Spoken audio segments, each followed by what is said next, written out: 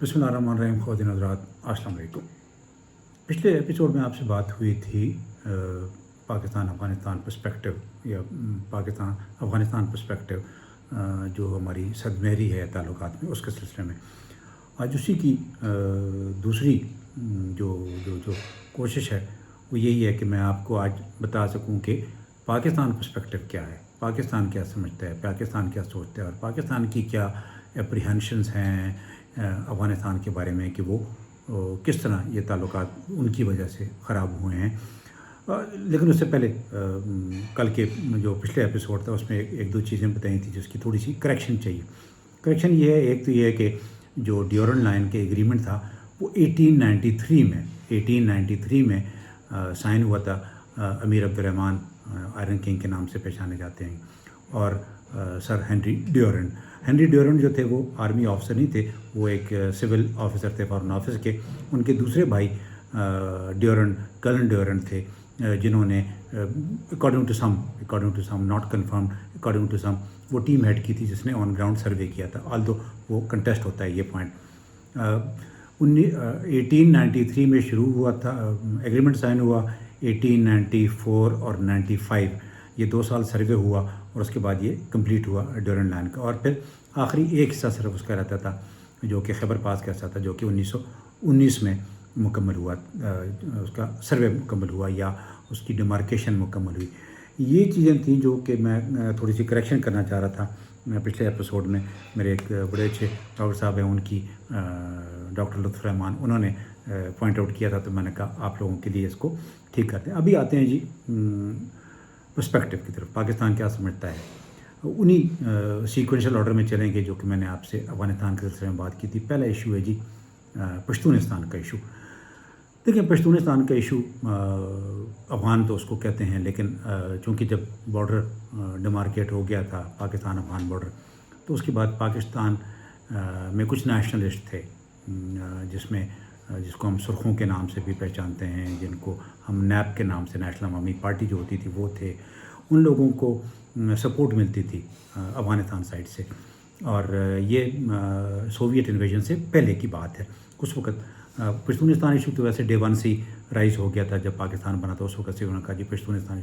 तो पाकिस्तान हमेशा से उनको कहता रहा कि आप अपने मामलात में दखल दें, हमारे मामलात, और वो हमें कहते हैं लरो बर का एक लफ्ज़ इस्तेमाल हुआ जो रीसेंट है, ऑल्दो पहले भी इस्तेमाल होता रहा है लेकिन अभी थोड़ा सा ज़्यादा विगरसली इस्तेमाल हो रहा है। तो हम उनको कहते हैं कि जी आप इसको स्टॉप करें। वहाँ पख्तूनिस्तान स्क्वेयर भी है, पख्तूनिस्तान डे भी मनाया जाता है, और पश्तूनों का ये वो कहते हैं जी एक मुल्क है। तो बहरहाल अभी आते हैं इसी में दूसरी चीज़, वो है ड्यूरेंट लाइन को वो ड्यूरेंट लाइन कहते हैं, हम उसको पाक अफ़गान बॉर्डर कहते हैं। ये 3 बार नहीं 3 से 4 मरतबा रेटिफाई हो चुका है। 1923-24 में दोबारा रेटिफाई हुआ था, उससे पहले भी रेटिफाई हुआ था। तो ये जो बॉर्डर है, हम कहते हैं कि जी आप क्यों इसको एक इंटरनेशनल बॉर्डर नहीं एक्सेप्ट करते। हमारे यहाँ और ग्लोबली इसको इंटरनेशनल बॉर्डर एक्सेप्ट किया जाता है, लेकिन अफ़गान नहीं कहते। ये हमारा एक और इरिटेंट है हमारे और उनके दरमियान। उसके बाद है जी बड़ा इंटरेस्टिंग सपोर्ट टू इस्लामिस्ट, जो वो कहते हैं कि जी आप लोगों ने सपोर्ट करना शुरू किया था इस्लामिस्ट को, जिसकी वजह से अफ़गानिस्तान के अंदर इस्लामिक वो इसको कहते हैं एक्सट्रीमिज़म अफ़गानिस्तान के अंदर आया था। अब मैं यहाँ बताता चलूँ कि अफ़गानिस्तान में जिहाद का लफ्ज़ अभी नहीं इस्तेमाल हुआ, वो पाकिस्तान के बनने से पहले इस्तेमाल हुआ है। और उनके उलमा जो थे उस वक़्त जब अंग्रेज़ों के ख़िलाफ़ जंग होती थी तो उसमें भी वो जिहाद का लफ्ज़ इस्तेमाल किया करते थे, और इस्लामिक, और उनको वो काफिर कहा करते थे। वो कहते थे काफिरों के ख़िलाफ़ लड़ना है। और फिर 3 बड़ी जंगें जो ब्रिटिशर्स के ख़िलाफ़ हुई हैं, उनकी फर्स्ट, सेकंड, थर्ड अफ़गान वार, उसमें भी यही जिहाद का लफ्ज़ था जो इस्तेमाल हुआ था उन के ख़िलाफ़। हाँ, पाकिस्तान ने गुलबदीन अहमदियार, बुरहानुद्दीन रब्बानी, अहमद शाह मसूद, इन सब को पाकिस्तान में जब भुट्टो साहब की हुकूमत थी, ज़ुल्फ़िकार अली भुट्टो साहब की, उस वक़्त ये लोग आए थे अफ़गानिस्तान में। चूँकि PDPA की हुकूमत थी और वो पश्तूनिस्तान को सपोर्ट किया करते थे, तो फिर हमने टेट फॉर टैट के कॉन्टेक्स्ट में कि आप हमारे यहाँ सब नेशनल्स को सपोर्ट करें, तो हम भी आपको उसी किस्म का जवाब देंगे जिस किस्म का आप हमारे साथ रिएक्ट करें। उसमें फिर उन लोगों को सपोर्ट किया गया था।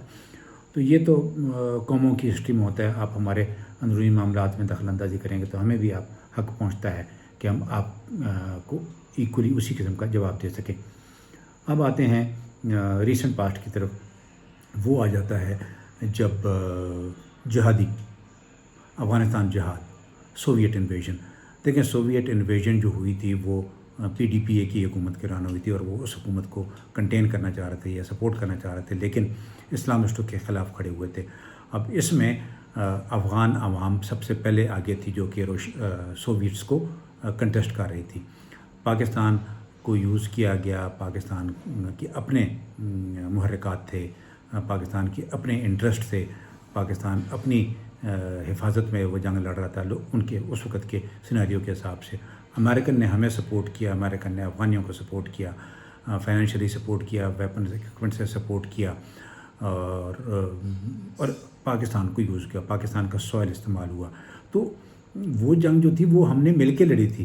تو اگر وہ ہمیں یہ کہتے ہیں کہ ہم نے ان کے معاملات میں دخل اندازی کیوں کی، تو پھر ان لوگوں نے ہمارے پاس آ کر ہمارے پاس سے گائیڈنس لی۔ ہمارے امریکن کے پاس ان کی جو میٹنگز ہوا کرتی تھی، ان کے جو پلانز ہوا کرتے تھے، وہ پاکستان میں آ کے ہوا کرتے تھے۔ تو یہ کہنا کہ جی ہم نے افغان کے اندرونی معاملات میں دخل اندازی کی تھی، تو پھر وہ ہمارے پاس آئے تھے، ہم تو ان کے پاس نہیں گئے تھے۔ اور ان کے مجاہدین کمانڈر 8 کے 8 ہمارے پاس آیا کرتے تھے، یہاں سے ان کو ہر قسم کی سپورٹ ملا کرتی تھی۔ تو پاکستان نے اس جنگ کو صرف اپنے لیے نہیں، افغانیوں کے لیے لڑا تھا اور امریکن کے لیے لڑا تھا۔ ابھی آ جاتے ہیں جی، اگلا پوائنٹ تھا جو ریفیوجیز کا میں نے پچھلی بار ذکر کیا تھا آپ سے۔ دیکھیں جی، ریفیوجیز انٹرنیشنل فنامنا ہے۔ جب اب مہاجرین ہمارے پاس آئے تھے، پاکستان ایک ڈیولپنگ کنٹری ہے، بلکہ اس وقت تو آپ کہہ سکتے ہیں کہ اس وقت انڈر ڈیولپڈ تھا، اس کے بعد سے کوئی تھوڑی سی امپرومنٹ ہونا شروع ہوئی۔ تو 40 سے 50 لاکھ افغان جب آپ کے پاس آتا ہے، بلکہ کچھ اکاؤنٹس میں اس سے بھی زیادہ ہے، تو ان کو سسٹین کرنے کے لیے انٹرنیشنل فنڈنگ ہوتی ہے، اور وہ UNHCR کے تھرو ہوتی ہے، اور انہی لوگوں پہ استعمال ہوتی ہے۔ اور پاکستان پہ اس لیے استعمال ہوتی ہے کہ پاکستان کی زمین استعمال ہو رہی تھی، پاکستان کی فائنینس استعمال ہو رہی تھی، پاکستان کے ریزرو استعمال ہو رہے تھے، پاکستان کا ہر ایک پروڈکشن، مطلب ان کا صرف رہنا نہیں تھا، ان کا یہاں کا الیکٹریسٹی یوز کرنا، پانی یوز کرنا، خوراک کے لیے یہاں کا سامان استعمال کرنا، ہر ایک چیز پاکستان کی استعمال ہو رہی تھی۔ تو اس میں پاکستان نے ایک آرگنائزیشن تھی، اس آرگنائزیشن کے تھرو ہم یہ فنڈ لیتے تھے۔ یہ ایک بہت بڑا الزام ہے، اور جو خیر اس میں گراؤنڈز نہیں ہیں، بڑے کمزور گراؤنڈز ہیں، اس میں اس قسم کی کوئی ضرورت نہیں بنتی ہے جو کہ افغانیوں نے کی تھی۔ لیکن بہرحال یہ ان کا ریٹنٹ تھا جو کہ ایبسولوٹلی کہتے ہیں لو گریڈ ہے، اس میں میرا خیال ہے سچائی کی بہت کم یا حقیقت بڑی کم ہے اس میں۔ اب آتے ہیں جی طالبان کی کریشن کے اوپر، جو کہ ایک بہت بڑا ایشو ہے۔ طالبان، دیکھیں طالبان کیوں بنے؟ طالبان اس لیے بنے کہ افغانستان کے اندر ایک خانہ جنگی چل رہی تھی، وہ خانہ جنگی جس میں یہ تمام warlord starting from Ahmad Shah Massoud up to Dostum, Ismail Khan, Mohaqiq, اور coming back to Gulbuddin Hekmatyar, یہ سارے کابل میں اپنی جنگ لڑ رہے تھے، اور یہ طاقت کی جنگ تھی، اور یہ کنٹرول کی جنگ تھی، اور یہ پار اسٹرگل تھی جو یہ آپس میں لڑ رہے تھے، کنٹرول کی فیفڈمز تھے ان تمام کی۔ اس میں اٹراسٹیز ہوتی تھیں، جس میں بے گناہ عوام کو تنگ کیا جاتا تھا، ان کے خلاف یا ان کو اٹراسٹیز سے مراد یہ ہوتا ہے کہ آپ ان کے ساتھ زیادتیاں کریں، ان زیادتیوں کے خلاف طالبان ایمرج ہوئے تھے۔ اور طالبان کون تھے؟ یہ بھی افغان فائٹرز تھے، یہ وہ تھے جنہوں نے سوویٹس کے خلاف جہاد کیا تھا، لیکن ان کا ڈیڈیکیشن لیول بہت ہائی تھا۔ تو وہ کھڑے ہوئے، ہاں اس کے کھڑے ہونے کے بعد جب وہ 94 میں شروع ہوئی ان کی موومنٹ، تو پھر پاکستان نے اس کو ٹوٹلی سپورٹ کیا، اور اس وقت تک سپورٹ کیا جب تک کہ ان کی حکومت گرنے کی 2001 میں۔ ہاں، کریشن میں ہم لوگ شامل نہیں تھے، لیکن سپورٹ میں ہم لوگ شامل تھے، بالکل۔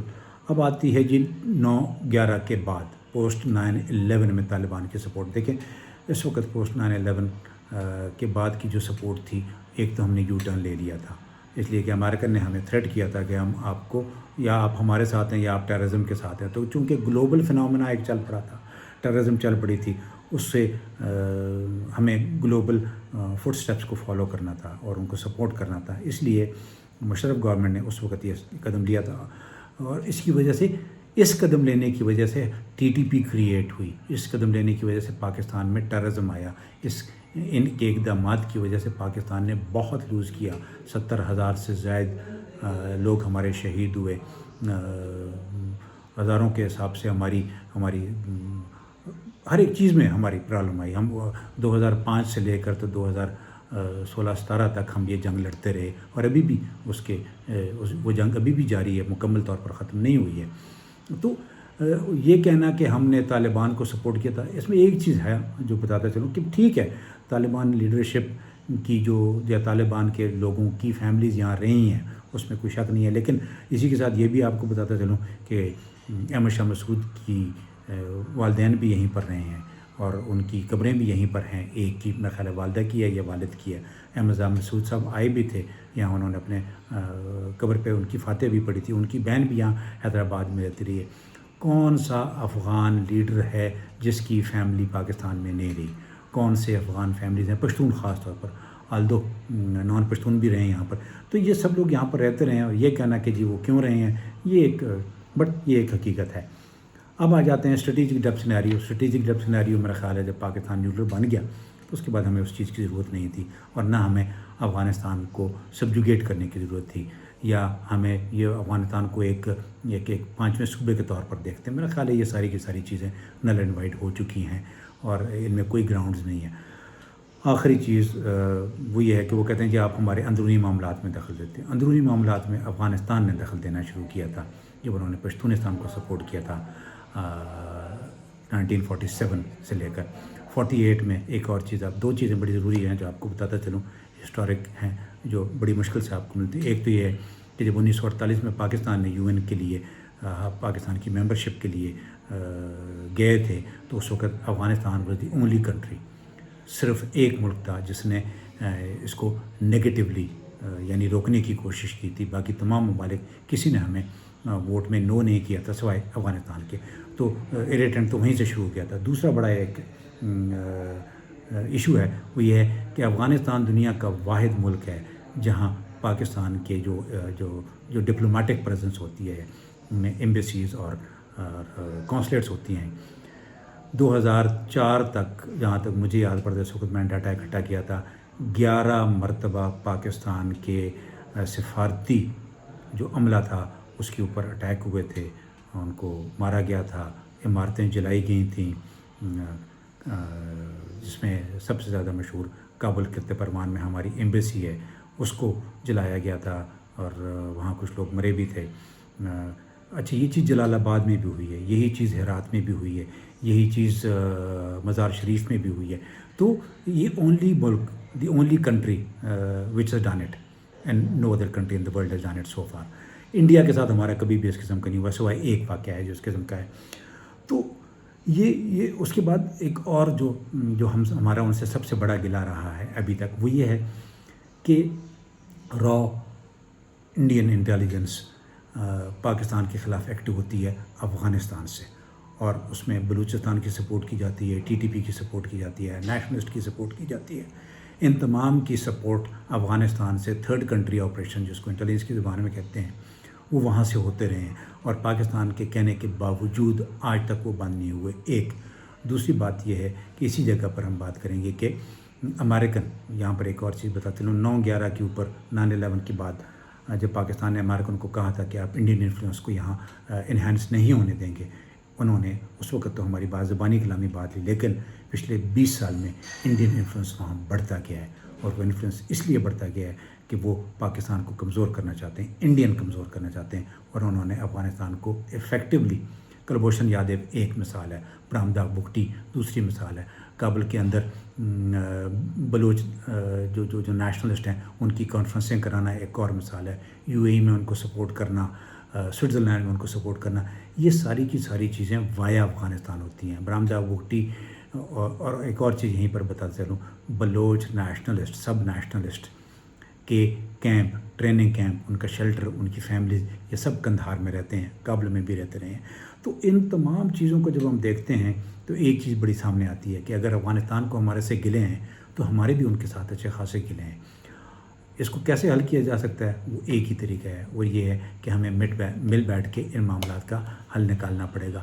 ایلیگیشن پچھلے 20 سال سے ہم سنتے آ رہے ہیں, بلیم گیم, الٹیمیٹلی ملا اس میں سے ہمیں کچھ بھی نہیں ہے.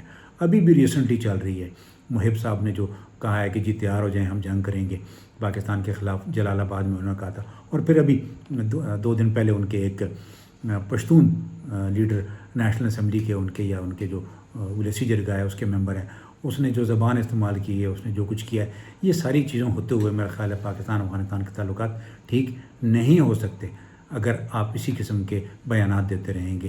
ان بیانات سے گریز کرنا پڑے گا اور ہمیں رستہ ڈھونڈنا پڑے گا، ادروائز پاکستان افغانستان کے تعلقات میں سرمیری رہے گی. انشاءاللہ اس سلسلے میں مزید بات چیت ہوتی رہے گی. اللہ حافظ.